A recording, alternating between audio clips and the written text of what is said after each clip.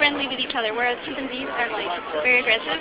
Okay, these are two different species that have similar environment, but they're different enough so that their cultural, their behavior is different, and also their physiology. So what happened is that they both came from the same root. They were like chimpanzees, but then a group of them. Now you know this, or this is there's observed? Enough. This is observed. Yeah, it's observed by currently. independent scientists and Yeah. everything. Okay. There were different environmental pressures on these two groups, and so that led to adaptive changes in bonobos, which, because the females were able to form coalitions, that's why they're more peaceful, and that led to like different physiology. This is an example of speciation that we have studied. Would that not also be called adaptation within that species from? Yeah, and adaptation is what leads to speciation. Like speciation doesn't happen. No, that's not true. Yes, it is true. Adaptation is at the basis of speciation because different. What are you basing that on? Why is it not Are you true? a scientist? Yeah, I'm asking him. What are you Yes, basing it that is. on? If you don't mind me asking. Well, let me ask you. Have you read?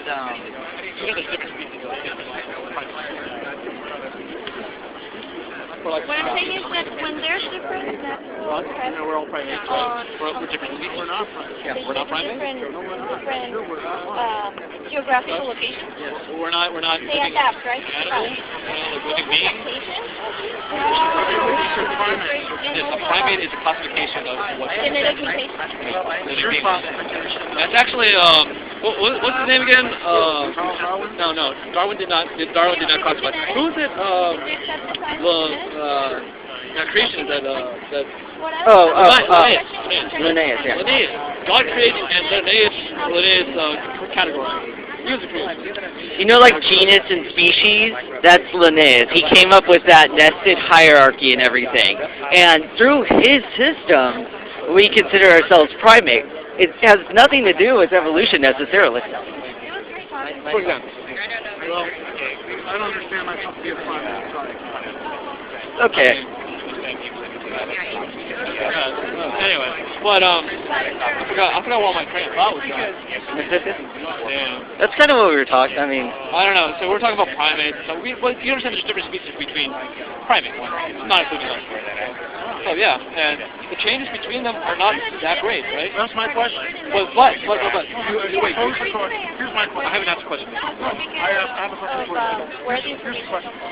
The theory of evolution. If you were in a court of law, what would be the best evidence to prove it's not computation?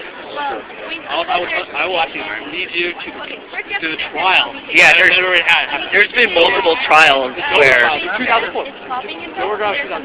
They provided mountains of evidence, transitional form, scientific experiments of peer-reviewed journals. I mean, if you want to go through all that, be my guest.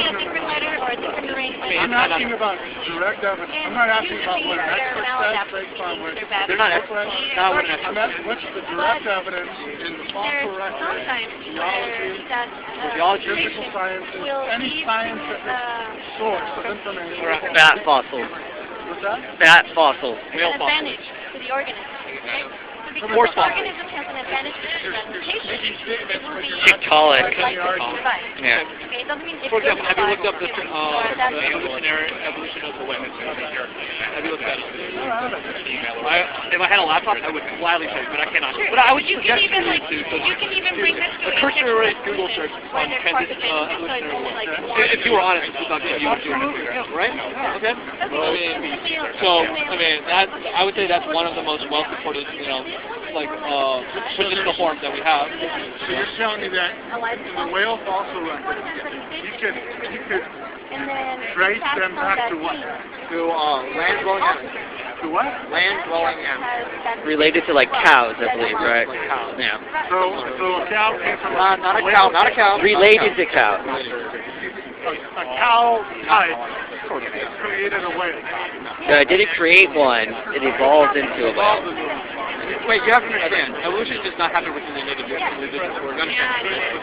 Evolution does not happen within the individual. Speciation does not happen within the individual. Can we understand that? Like, you won't turn into a cow. Well, then how does it work? Well, I'm glad you asked. Okay, because speciation happens within the gene pool, right? Okay, so it's a gradual process. It's not like, oh, I'm going to start my genetics. It's very gradual process. So if, that's why we like to direct people to also record to what? If you do that, you'll see a gradual transition from a from their blow from their nose to blow for example. And they have vestigial organs and they have vestigial, body parts, It's like, that whales don't have legs, right? Never seen legs on a whale. Right, I haven't seen legs on a whale too. So why do they have femur bones? I don't know they have femur bones. Look at a whale bone right now. They have. Perhaps the designer decided to give them a femur bone. For no apparent reason, right? Just to make it look like. Does your appendix have a purpose? Actually, yeah. See that? What's that purpose? Actually, the appendix is a very controversial organ, but I mean, it was largely credited to be a vestigial organ, right? A vestigial organ. Well, there's bacteria that is harbored in your appendix that you need for your immune system. That's not true. Why do people survive without your appendix? It's true, but I mean, because of modern medicine. You can survive a perfectly normal life without the support of modern medicine. Absolutely, I agree. But here's the point. Well, the point was that your organ is... We're getting ahead of ourselves. I'm just saying, so the vestigial organ in the appendix, it's not required. It's left over from our evolutionary history. I mean, yeah. Perhaps like a meteor strike and change the world as we know it. And the appendix, everyone with appendix will rise above those.